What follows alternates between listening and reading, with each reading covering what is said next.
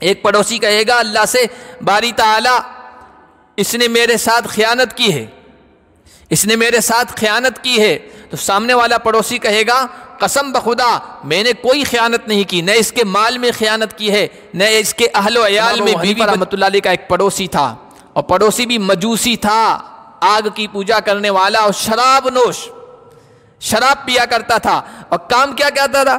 کام کیا کرتا تھا جوتا گانٹھنا، موچی تھا، دن بھر جوتا گانٹھنے سینے کا کام کیا کرتا تھا، اور رات میں شراب پی کے مست ہو جایا کرتا تھا تو گنگناتا تھا اور پڑھتا تھا اذاؤنی وای فتن اذاؤ لیوم کریہۃ وسداد ثغری۔ دیر کیوں کر دی؟ کب بازار گیا تھا، آنے جانے میں دیر ہو گئی، خریدنے میں دیر ہو گئی، کب پڑوس میں ہمارا جو پڑوسی غیر مسلم تھا، پڑوسی تھا لیکن اس نے سبزی کی دکان لگا رکھی تھی، کہا پڑوسی جو بنیا ہے، سبزی فروش بقال ہے، اس سے تم نے کیوں نہیں خریدا؟ بیٹا کہنے لگا حضرت وہ تھوڑی قیمت زیادہ بتاتا ہے، گراں قیمت ہے، اس لیے میں نے یہاں نہیں خریدا۔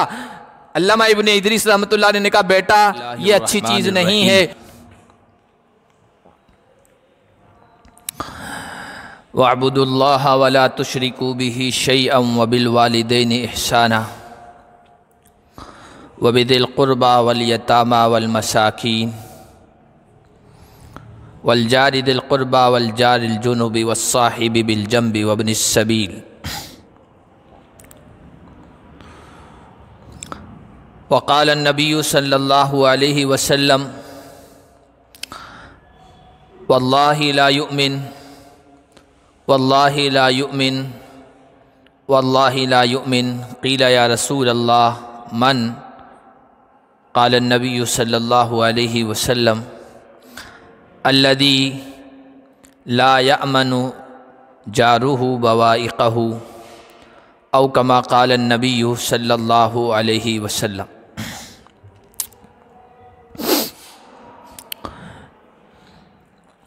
محترم بزرگوں اور عزیز دینی بھائیوں، اسلام نے والدین اور قریبی رشتہ داروں کے بعد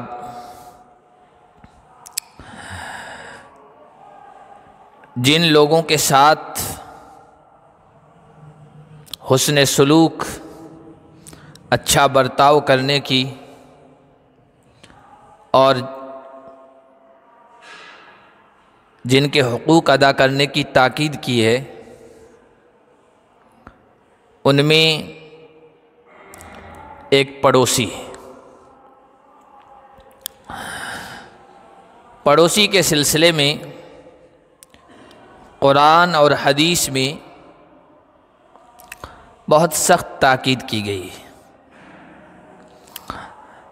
نبی علیہ الصلاۃ والسلام کا ارشاد ہے کہ ما زال جبریل یوصینی بالجار حتی ظننت انہ سیورث۔ جبریل امین برابر مجھے وصیت کرتے رہے، تاکید کرتے رہے پڑوسی کے بارے میں، اور اتنی مرتبہ مجھے کہا، اتنی مرتبہ کہا کہ مجھے یہ خیال ہونے لگا کہ کہیں پڑوسی کو وراثت میں حصہ نہ دے دے، وراثت کا حقدار نہ بنا دے۔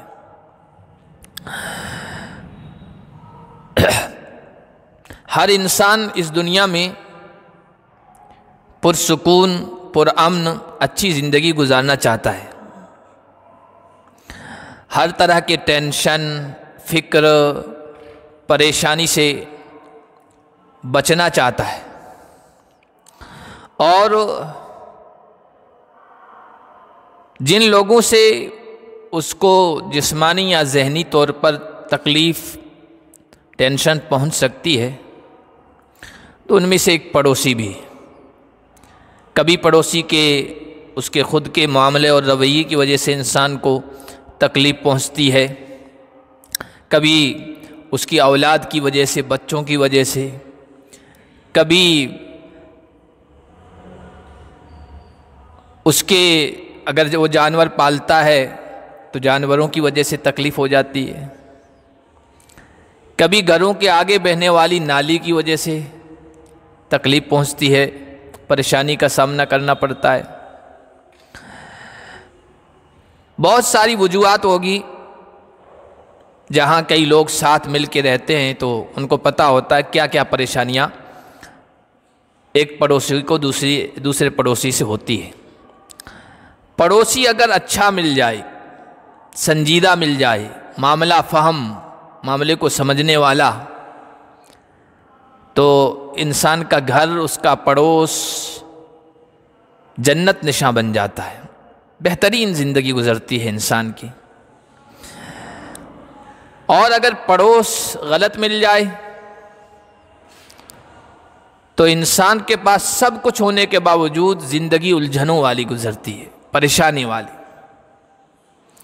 اس لیے نبی علیہ الصلاۃ والسلام برے پڑوسی سے پناہ مانگتے تھے، اللہم انی اعوذ بک من جار السوء فی دار المقام۔ ہمیشہ رہنے کی جو جگہ ہے، جہاں انسان ہمیشہ رہتا ہے، جسے گھر ہے، وہ بار بار انسان نہیں بدلتا ہے۔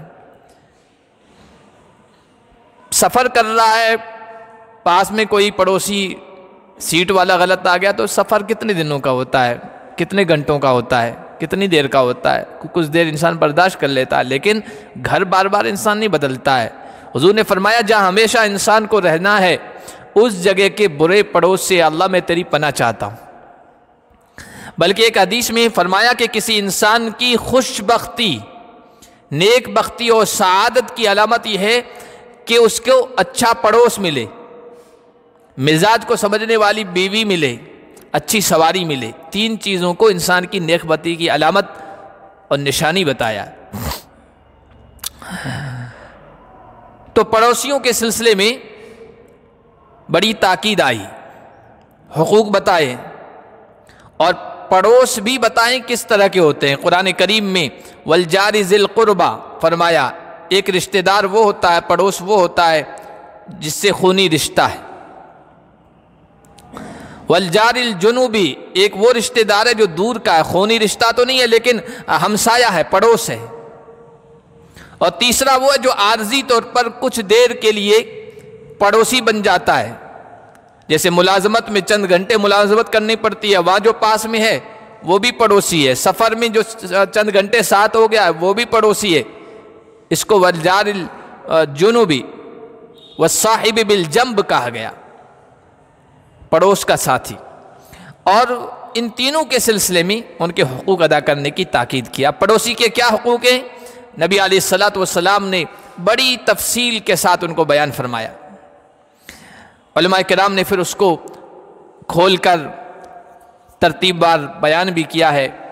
سب سے پہلا حق یہ ہے پڑوسی کا کہ پڑوسی کو کسی بھی اعتبار سے، جسمانی اعتبار سے، ذہنی اعتبار سے، مالی اعتبار سے تکلیف نہ پہنچائی جائے، اذیت نہ پہنچائی جائے۔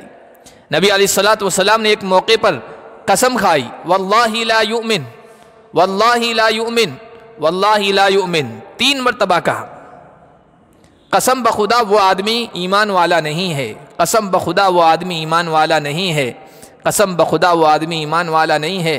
صحابہ نے پوچھا یا رسول اللہ من، کون؟ فرمایا الذی لا یأمن جارہ بوائقہ، وہ آدمی ایمان والا نہیں ہے جس کا پڑوسی اس کی شر انگیزیوں سے، اس کی برائیوں سے اور اس کی اذیت اور تکلیفوں سے مامون نہ رہے، محفوظ نہ رہے۔ پڑوسی کو کسی قسم کی تکلیف نہ پہنچائی جائے۔ حدیث شریف میں موجود ہے، غالباً ترمذی کی روایت ہے، ایک عورت کا تذکرہ کیا گیا، یا نبی اللہ، یا رسول اللہ، فلانی عورت بہت زیادہ نماز پڑھتی ہے، بہت زیادہ روزے رکھتی ہے، بہت زیادہ صدقہ خیرات کرتی ہے، لیکن اس میں ایک خامی یہ ہے کہ وہ اپنے پڑوسیوں کو تکلیف پہنچاتی ہے۔ حضور علیہ الصلاۃ والسلام نے ارشاد فرمایا وہ جہنم میں جائے گی۔ دوسری عورت کا ذکر کیا گیا کہ زیادہ نماز تو نہیں پڑھتی ہے، نوافل نماز، نہ زیادہ نفل روزے رکھتی ہے، نہ بہت زیادہ صدقہ خیرات کرتی ہے، کچھ پنیر کے ٹکڑے اللہ کی راہ میں دے دیتی ہے، لیکن اس کے اندر خوبی یہ ہے کہ وہ اپنے پڑوسیوں کو تکلیف نہیں پہنچاتی ہے، اس کے پڑوسی اس کی اذیت سے محفوظ اور مامون ہیں۔ حضور نے فرمایا ایسی عورت جنتی ہے۔ پڑوس کو تکلیف پہنچانے والے کو جہنمی قرار دیا اللہ کے نبی صلی اللہ علیہ وسلم نے۔ دوسرا جو حق ہے پڑوسی کا وہ یہ ہے کہ پڑوسی کی عزت اور آبرو پر غلط نگاہ نہ ڈالی جائے۔ پڑوس قرب کو کہتے ہیں، نزدیکوں کو کہتے ہیں۔ پڑوس میں کیا چل رہا ہے، کیا حال احوال ہے، گھر کے اندرونی حالات کیا ہیں، باہر کے حالات کیا ہیں، اور گھر میں کیا چل رہا ہے، محبتیں، نفرتیں، آپس کے لڑائی جھگڑے، تعلقات کی خرابی، سب پڑوس کو زیادہ معلوم ہوتا ہے۔ اس لیے نبی علیہ الصلوۃ والسلام نے یہ ارشاد فرمایا، یہ تاکید کی کہ پڑوس کی عزت کا، آبرو کا خیال رکھا جائے، اس کی عصمت کا خیال رکھا جائے، اس کا تحفظ کیا جائے۔ پڑوسی چونکہ نزدیک ہوتا ہے، اس کے گھر کے اندرون حالات انسان کو پتہ ہوتا ہے، اس سے تعلق بھی زیادہ ہوتا ہے، بات چیت بھی زیادہ ہوتی ہے۔ تو انسان اگر غلط نگاہ ڈالے گا، پڑوسی کی بیوی کے ساتھ بدکاری کی راہ اپنائے گا، یا بیٹی کے ساتھ یا بہو کے ساتھ عام طور پر اس طرح کی شکلیں پیش آ جاتی ہے، فرمایا اس کی عزت کا خیال رکھا جائے، اور اس کی جو قریبی عورتیں ہیں ان پر غلط نگاہ نہ ڈالی جائے۔ ایک روایت میں اللہ کے نبی صلی اللہ علیہ وسلم سے حضرت عبداللہ ابن مسعود رضی اللہ تعالیٰ عنہ فرماتے ہیں کہ حضور علیہ الصلوۃ والسلام سے پوچھا گیا، ای الذنب اکبر عند اللہ، اللہ کی نگاہ میں سب سے بڑا سنگین گناہ کیا ہے؟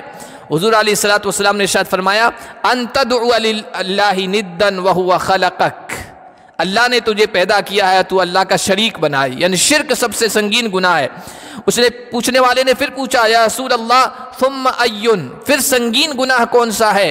حضور علیہ الصلوۃ والسلام نے ارشاد فرمایا، ان تقتل ولدک مخافۃ ان یطعم معک، تم اپنی اولاد کو اس اندیشے سے، اس ڈر اور خوف سے قتل کر دو کہ یہ بڑی ہوگی تو میں اس کو کیا کھلاؤں گا، یہ تمہارے ساتھ کھانے میں شریک ہوگی، اس اندیشے اور ڈر سے اولاد کا قتل کر دو۔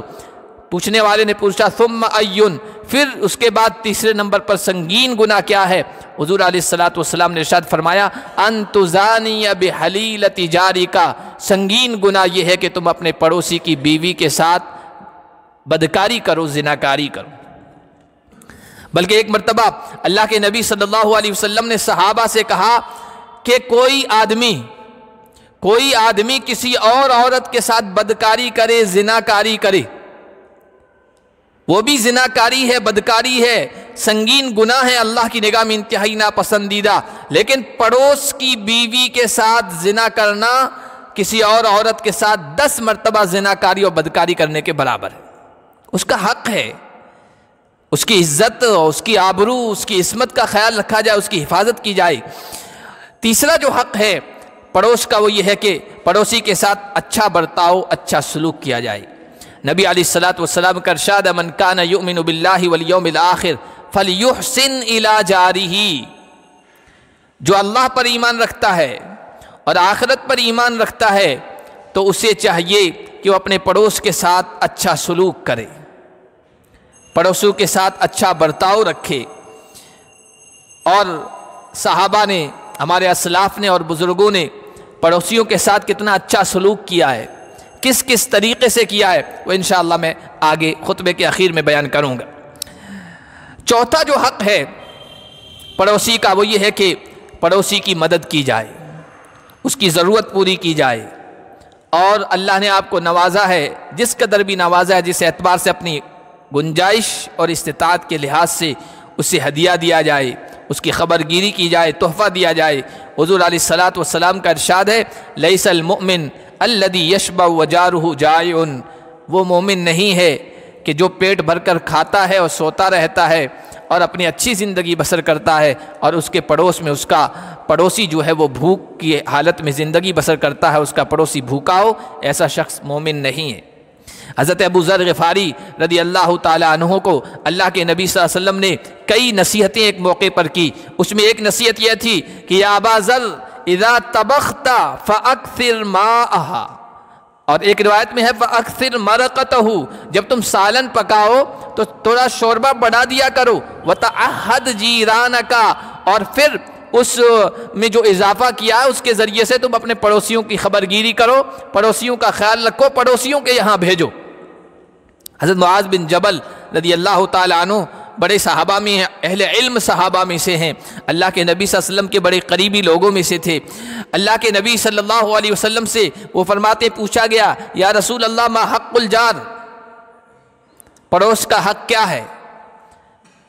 تو نبی علیہ الصلوۃ والسلام نے ارشاد فرمایا ان استقرضک فاقرضتہ، پڑوسی کا حق یہ ہے کہ اگر وہ تم سے قرض مانگے تو تم اس کو قرض دو۔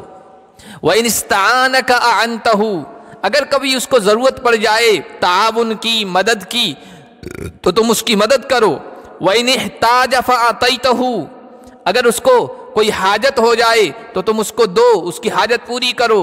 وَإِن مَرِضَ عُدْتَهُ، اگر وہ بیمار پڑ جائے تو اس کی بیمار پرسی کرو، مزاج پرسی کرو۔ وَإِن مَاتَ تَبِعْتَ جَنَازَتَهُ، اگر پڑوسی کا انتقال ہو جائے تو اس کے جنازے میں شریک ہو۔ ان اصابہ خیر سرک حینتہ، اگر تمہارے پڑوسی کو کوئی بھلائی ہو مل جائے، کوئی اچھائی مل جائے، کوئی اچھی چیز اس کو مل جائے، کچھ بھی ہو سکتا ہے، کاروبار میں ترقی ہو سکتی ہے، اولاد اس کی کامیاب ہو سکتی ہے، بچے نے نمبرات اچھے حاصل کر لیے ایگزام میں، یا کوئی بھی خوشی، اگر پڑوسی کو خوشی لاحق ہو، کہ اگر وہ تمہیں خوشی لاحق ہوتی، خوشی ہوتی، مسرت ہوتی، ایسی چیز اس کو مل گئی ہے تو پھر حینتہ، اس کو مبارکبادی دو، یہ پڑوس کا حق ہے۔ وَإِنْ أَصَابَتْهُ مُصِيبَةٌ سَاءَكَ عَزَّيْتَهُ، اگر اس کو کوئی تکلیف پہنچی ہے، مصیبت پہنچی ہے، اگر تمہیں پہنچ جاتی، تمہیں بھی اذیت ہوتی تو تم اس کی دلداری کرو، اس کا حوصلہ بڑھاؤ، اس کو تسلی دو۔ وَلَا تُؤْذِهِ بِقُطَارِ قِدْرِكَ إِلَّا أَن تَغْرِفَ لَهُ مِنْهَا، اور اگر اپنے یہاں کچھ خاص چیز پکا رہے ہو اور اس کی خوشبو، اس کی بو جا رہی ہے، پڑوس کو تکلیف پہنچ رہی ہے، تو ایسی تکلیف مت پہنچاؤ۔ ہاں یہ کہ الا ان تغرف له منها، اس میں سے کچھ اپنے پڑوسی کے یہاں بھی پہنچا دو۔ ولا تستطيل عليه البناء لتشرف عليه، اپنے مکان کی دیوار بلند مت کرو، یہ پڑوسی کا حق ہے، اپنے مکان کی دیوار بلند مت کرو کہ لتصد الريح، اس کی ہوا کو روک دو، الا باذنه، ہاں پڑوسی سے، اپنے پڑوسی سے اجازت لے لو، اس سے پوچھ لو اور اس کے ساتھ معاملہ کر لو تو کوئی حرج نہیں ہے۔ وَإِنِ اشْتَرَيْتَ فَأَهْدِ لَهُ، کوئی چیز بازار سے خرید کے لا رہے ہو، مٹھائی ہے، پھل فروٹ ہیں، کوئی اور چیز ہے، تو اس میں سے کچھ ہدیہ، کچھ تحفہ اس کے گھر بھی بھیج دو۔ وَإِلَّا فَأَدْخِلَا سِرًّا، اگر نہیں بھیج سکتے ہو، اگر نہیں بھیج سکتے ہو تو چھپا کے لے آؤ، ادخلها سرا، گھر میں چھپا کے لے آؤ۔ ولا یخرج ولدک بشیء، تمہارا بچہ، تمہارے گھر کا لڑکا کوئی ایسی چیز لے کے باہر نہ جائے کہ پڑوسی کا بچہ دیکھے تو اسے تکلیف ہو، یا تو بچے کو سمجھاؤ کہ گھر کے اندر کھائے، وہ چیز گھر کے اندر استعمال کرے، اور اگر ایسا نہیں ہے تو پھر کوئی ایسا راستہ اختیار کرو کہ پڑوسی کو تکلیف نہ پہنچے۔ یہ پڑوسی کے حقوق اللہ کے نبی صلی اللہ علیہ وسلم نے حضرت معاذ کو بتائے۔ پانچواں جو حق ہے پڑوسی کا وہ یہ ہے کہ اگر آپ اپنی جائیداد، اپنا مکان، اپنی کوئی چیز بیچ رہے ہیں تو اس کا سب سے پہلا حق پڑوسی کا ہے۔ آپ کسی اور کو نہ بیچیں، کسی اور کو نہ دیں، بلکہ پڑوسی سے پوچھیں بھائی یہ میں مکان بیچ رہا ہوں، اور جو پڑوس میں ہے اس سے پوچھیں میں یہ اپنی جائیداد بیچ رہا ہوں، میں اپنا یہ کھیت بیچ رہا ہوں، میں اپنی یہ چیز بیچنا چاہتا ہوں، اگر تم لے سکتے ہو تو لے لو، ورنہ میں کسی اور کو دے رہا ہوں۔ اس کو اسلام میں شفعہ کہا گیا ہے، الجار احق بشفعتہ۔ حضور علیہ الصلوۃ والسلام نے یہ فرمایا کہ شفعے کا سب سے زیادہ حقدار یہ پڑوسی ہے۔ سب سے پہلے پڑوس کو پوچھ لو کہ بھائی میں مکان، اپنا کارخانہ، اپنی فیکٹری، اپنی فلاں چیز بیچنے جا رہا ہوں، تم اگر خریدنا چاہو تو لے لو، ورنہ میں اور خریدوں گا۔ اگر ایسا نہیں کریں گے تو پڑوسی کا حق آپ ضائع کر رہے ہیں، اور کل قیامت کے دن اللہ تعالیٰ اس کے بارے میں پوچھے گا۔ چھٹا جو حق ہے وہ ہے خیر خواہی، پڑوسی کا بھلا چاہنا، اچھا چاہنا، اسے ہر اعتبار سے نفع پہنچانے کی کوشش کرنا۔ یہ خیر خواہی دنیاوی اعتبار سے بھی ہو سکتی ہے، دینی اعتبار سے بھی ہو سکتی ہے۔ پڑوسی کو اگر وہ علم سے، شریعت سے واقف نہیں ہے تو اس کو علم سے، شریعت سے واقف کرانے کی کوشش کرنا، دین کی بات پہنچانا۔ اگر وہ گناہ کے راستے پہ چل رہا ہے تو اس کو گناہ کے راستے سے روکنے کی کوشش کرنا، غلط راستے پہ جا رہا ہے تو اسے بتانا کہ اس کا انجام بہت خطرناک ہوگا، برا ہوگا، کسی بھی اعتبار سے ہم خیر خواہی کر سکتے ہیں، وہ خیر خواہی کرنا یہ پڑوسی کا حق ہے۔ اگر ہم اسے متنبہ نہیں کریں گے، اسے بتائیں گے نہیں، کل قیامت کے دن پڑوسی اللہ کے دربار میں ہمارے خلاف کھڑا ہوگا۔ ایک حدیث شریف میں موجود ہے، اللہ کے نبی صلی اللہ علیہ وسلم نے بیان فرمایا، کل قیامت کے دن اللہ کے دربار میں دو پڑوسی حاضر ہوں گے۔ ایک پڑوسی کہے گا اللہ سے، باری تعالیٰ اس نے میرے ساتھ خیانت کی ہے، اس نے میرے ساتھ خیانت کی ہے۔ تو سامنے والا پڑوسی کہے گا قسم بخدا میں نے کوئی خیانت نہیں کی، نہ اس کے مال میں خیانت کی ہے، نہ اس کے اہل و عیال میں، بیوی بچوں میں کوئی خیانت کی ہے، میں نے تو کوئی خیانت نہیں کی۔ تو وہ سامنے والا پڑوسی کہے گا اس نے خیانت یہ کی تھی، مجھے گناہ کرتے ہوئے دیکھا تھا لیکن مجھے کبھی روکا ٹوکا نہیں تھا، یہ بھی میرا حق ضائع کرنا تھا، میرے ساتھ خیانت کی تھی۔ تو یہ بھی پڑوسی کا حق ہے کہ اس کے ساتھ خیر خواہی کی جائے، اسے سمجھایا جائے۔ ایسا نہیں وہ جا رہا غلط راستے پر، جانے تو ہمارا کیا واسطہ۔ اسلام یہ نہیں کہتا ہے، اسلام کہتا ہے پڑوسی کے ساتھ خیر خواہی کرو، اور پڑوسیوں کے ساتھ حسن سلوک، تاکید، وصیت اتنی زیادہ کی ہے کہ ایک اچھی زندگی گزارنے کی علامت، ایک مہذب زندگی گزارنے کی علامت اور نشانی یہ بتائی کہ کوئی آدمی اچھا، مہذب، بااخلاق کون ہے، کہ پڑوسیوں کے ساتھ جو اچھی طریقے سے زندگی گزار رہا ہے، اچھی طرح سے زندگی بسر کر رہا ہے، وہ سب سے اچھا انسان ہے۔ یہاں تک کہ ایک حدیث سے تو معلوم ہوتا ہے کہ پڑوسیوں کی رائے کو کسی انسان کے اچھا ہونے اور برا ہونے کا معیار بتایا، کسوٹی بتایا ہے۔ ایک آدمی نے کہا یا رسول اللہ مجھے کیسے پتا چلے کہ میں اچھا کر رہا ہوں یا برا کر رہا ہوں، مجھے کیسے محسوس ہوگا؟ حضور علیہ السلام نے ارشاد فرمایا کہ اگر تم اپنے پڑوسیوں کو سنو کہ وہ تمہارے بارے میں کہہ رہے ہیں کہ یہ اچھا کر رہا ہے تو تم اچھے آدمی ہو، اگر ان کو سنو کہ وہ کہہ رہے ہیں کہ یہ برا آدمی ہے تو سمجھ لو تم برا عمل کر رہے ہو اور برے راستے پر ہو۔ یعنی پڑوسیوں کی رائے کو نیکی اور بدی، اچھا اور برائی کا معیار قرار دیا ہے۔ اس لیے ہمیں بھی قرآن اور حدیث کے ان ارشادات اور ان ہدایت کو سامنے رکھتے ہوئے جہاں اور لوگوں کے حقوق ہیں ان میں سے ایک پڑوسی کے بھی حقوق ہیں، اس کا خیال رکھنا چاہیے۔ ہمارے اسلاف نے کس قدر خیال رکھا تھا ہم اس کے بارے میں سوچ بھی نہیں سکتے۔ عبداللہ ابن المقفع ایک بڑے ادیب گزرے ہیں، عالم گزرے ہیں، ان کا ایک پڑوسی تھا جس کی دیوار اچھی خاصی تھی، سایہ اچھا پڑتا تھا، تو وہ کبھی کبھار گزرتے ہوئے اپنے پڑوسی کے مکان کی دیوار کے سائے میں بیٹھا کرتے تھے۔ ایک مرتبہ ان کو پتہ چلا کہ پڑوسی مقروض ہو گیا ہے، قرض تلے آ گیا ہے، اور اس مجبوری کی وجہ سے وہ اپنا گھر بیچنا چاہتا ہے۔ تو عبداللہ ابن مقفع جتنے وہ گھر کی قیمت بتا رہا تھا، انہوں نے معلوم کی اتنی قیمت، اتنے روپے پیسے لے کے گئے اور اپنے پڑوسی کی جا کے کہا، پہلے تو خود سے کہا کہ بھائی میں اپنی زندگی بھر پڑوسی کے مکان کی دیوار کے سائے میں بیٹھا ہوں، اس کا حق کبھی ادا نہیں کیا، اس کا مجھ پر حق ہے، احسان ہے۔ وہ پیسے لے کے گئے، پڑوسی کو جا کے کہا کہ دیکھو جتنے میں تم اپنا مکان بیچنا چاہ رہے ہو نا اتنے یہ پیسے حاضر ہیں، تم اپنا مکان مت بیچو، اس سے اپنا قرض ادا کر دو۔ آج کوئی کر سکتا ہے اس طرح؟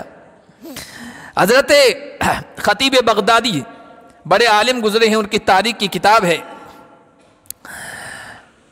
ایک عالم گزرے ہیں امام سکری رحمت اللہ علیہ، امام سکری رحمت اللہ علیہ کا عالم گزرے ہیں، ان کے پڑوس میں ایک آدمی تھا اور وہ مجبور ہو گیا اور مجبوری کی وجہ سے اپنا گھر بیچنا چاہ رہا تھا۔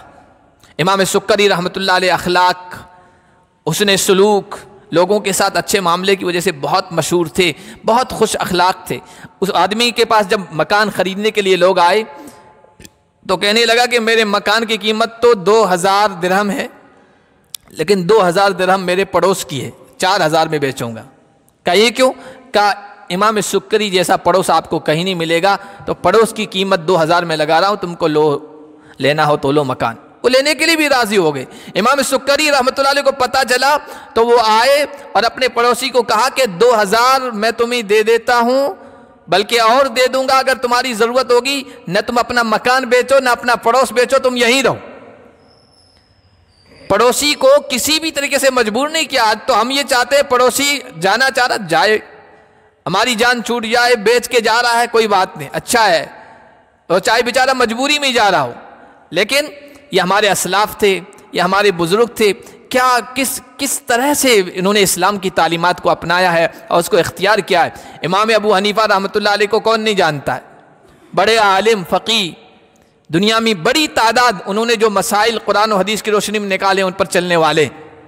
امام ابو حنیفہ رحمۃ اللہ علیہ کا ایک پڑوسی تھا، اور پڑوسی بھی مجوسی تھا، آگ کی پوجا کرنے والا اور شراب نوش، شراب پیا کرتا تھا، اور کام کیا کرتا تھا جوتا گانٹھنا، موچی تھا، دن بھر جوتا گانٹھنے سینے کا کام کیا کرتا تھا، اور رات میں شراب پی کے مست ہو جایا کرتا تھا تو گنگناتا تھا اور پڑھتا تھا اذاؤنی وای فتن اذاؤ لیوم کریہۃ وسداد ثغری، مجھے میرے قبیلے کے لوگوں نے ضائع کر دیا، اور میں کیسا نوجوان ہو کیسے نوجوان کو انہوں نے ضائع کر دیا۔ دو نوجوان جنگ کے وقت کام آ سکتا تھا اور دشمن سے لوہا لیتے ہوئے مورچہ بندی میں سرحد پر کام آ سکتا تھا، ایسے نوجوان کو انہوں نے ضائع کر دیا۔ یہ شعر پڑھا کرتا تھا۔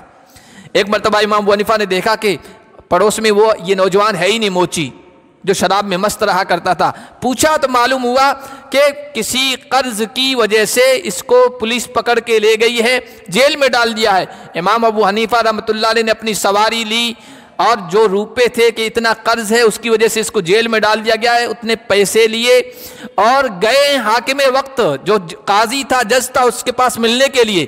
اس کے جب محل کے پاس پہنچے، بڑا جو گیٹ ہوتا ہے جہاں پر سواریاں روکتے تھے، وہاں سواری روکی، اندر اطلاع کی ابو حنیفہ آ رہا ہے کسی معاملے میں ملنے کے لیے، تو حاکم وقت نے کہا کہ ابو حنیفہ کو یہ کہو کہ آپ سواری پر سوار ہو کے محل کے اندر آئیں، اور جہاں قالین ختم ہو رہی ہے وہاں اپنی سواری روک دیں اور آگے آئیں۔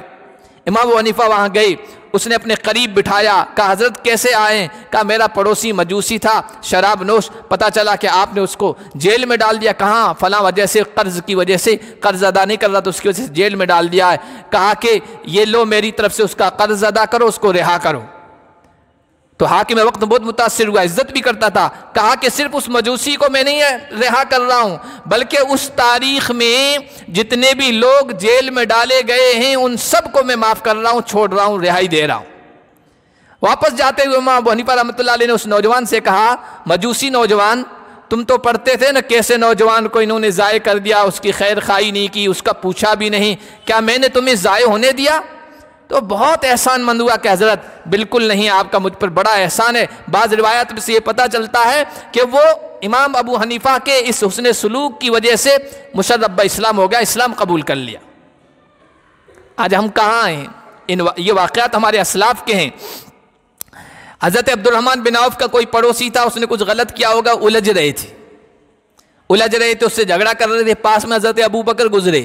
حضرت ابو بکر رضی اللہ تعالیٰ عنہ نے کہا، عبد الرحمن پڑوسی سے جھگڑا مت کرو، لا تمہاری جارہ کا، پڑوسی سے جھگڑا مت کرو، یہ دیکھو لوگ کھڑے ہیں، تم جھگڑا کر رہے ہو، یہ تماشا دیکھ رہے ہیں، یَإِنَّهُ يَبْقَى وَيَحْزَبُ عَنْكَ النَّاسِ، لوگ تماشا دیکھ کے چلے جائیں گے، کوئی مدد نہیں کرے گا، پڑوسی سے تمہارے پاس ہی رہے گا، اس لیے پڑوسیوں کے ساتھ جھگڑا مت کرو، ان کے ساتھ اچھا برتاؤ کرنے کی کوشش کرو۔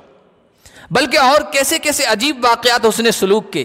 ایک محدث گزرے ہیں علامہ ابن ادریس رحمۃ اللہ علیہ، حدیث کے بڑے ماہر گزرے، خطیب بغدادی نے واقعہ نقل کیا ہے۔ ان کے پاس کوئی مہمان آیا، اپنے بیٹے سے کہا جلدی جاؤ بازار سے سبزی خرید کے لاؤ۔